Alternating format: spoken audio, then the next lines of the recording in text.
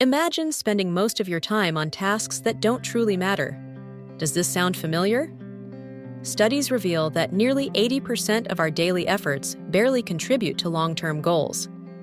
Now, picture standing at a crossroads. One path leads to burnout, endless commitments, and exhaustion. The other leads to a life of clarity, focus, and purpose. Here's the secret. Success isn't about doing it all. It's about doing less, but doing it better. Imagine waking up each day knowing exactly where your energy should go. Liberating, right? But how do we break free from this cycle of overwhelm? Let's uncover the power of essentialism, a mindset that challenges us to embrace the disciplined pursuit of less.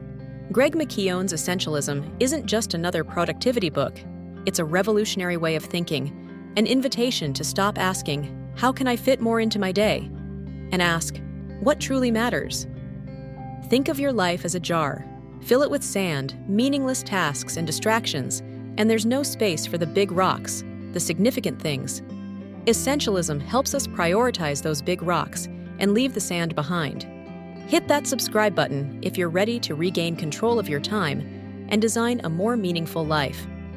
This channel is your go-to source for transformative ideas that turn powerful concepts into real change. So, are you ready to embark on the disciplined pursuit of less? If so, stick around. What you'll learn today could change how you see your time and life forever. Lesson 1. Explore. How to identify what's essential. To figure out what truly matters, we first need to explore. This involves stepping back from the chaos and looking closer at our lives. Greg McKeown outlines 3 key practices for this stage: escaping, looking, and playing. Escape. Create time for uninterrupted thinking. Think about the last time you had a moment of uninterrupted reflection. In today's world, we're bombarded with notifications, emails, and endless to-do lists. McKeown stresses the importance of creating think time. This could be as simple as carving out 30 minutes to sit quietly without distractions in the morning. By intentionally stepping away from the noise, we give ourselves space to focus and connect with what's essential. Imagine how different your day could feel if you started it with clarity instead of chaos. Look, be a journalist of your life. Have you ever journaled about your day, searching for patterns or insights? McKeown suggests adopting the mindset of a journalist. Ask yourself, what's the lead story of my life right now? Reflecting on your experiences can reveal what brings value and drains your energy. For instance, if your mornings always feel rushed and stressful, that's a clear signal to simplify your routine. Looking for these leads helps us uncover areas where small changes can make a big difference. Play. Unlock creativity through fun. Play isn't just for kids. It's a vital part of the creative process. Engaging in playful activities expands our awareness, reduces stress, and improves decision-making. Think of play as a way to recharge your mental batteries. Whether you pick up a hobby, play a game, or simply laugh with friends, these moments of lightness can lead to breakthroughs in other areas of life. Lesson 2. Eliminate. Removing the non-essential. Now that we've explored how to identify what's essential, it's time to eliminate what's not. This step requires courage and discipline, but is the only way to make space for what truly matters. Clarify your essential intent. Before you can start eliminating, you need a clear target. What's your essential intent? In other words, what's the most critical thing you want to achieve? Without clarity, it's easy to get lost in the weeds of life. Once you've identified your essential intent, it becomes your compass, guiding every decision. For example, if your goal is to improve your health, anything that doesn't contribute to that goal, like binge-watching TV, shouldn't be cut. Say no with confidence. Saying no can feel uncomfortable, but it's an essential skill. McKeown explains that saying no often means trading short-term popularity for long-term respect. How do you say no without burning bridges? Be polite but firm. You might say, "Thank you for thinking of me, but I won't be able to take this on right now." The more you practice, the easier it becomes. Set boundaries to protect your time. Eliminating distractions also involves setting clear boundaries. This applies to external demands, like constant interruptions from others, and internal ones, like the temptation to check your phone every 5 minutes. Consider this.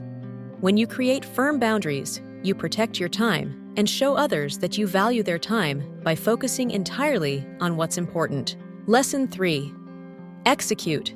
Focus on doing what matters. Once you've identified and eliminated the non-essential, the next step is execution, turning your focus toward what truly matters. But how do you consistently act on your priorities without getting derailed?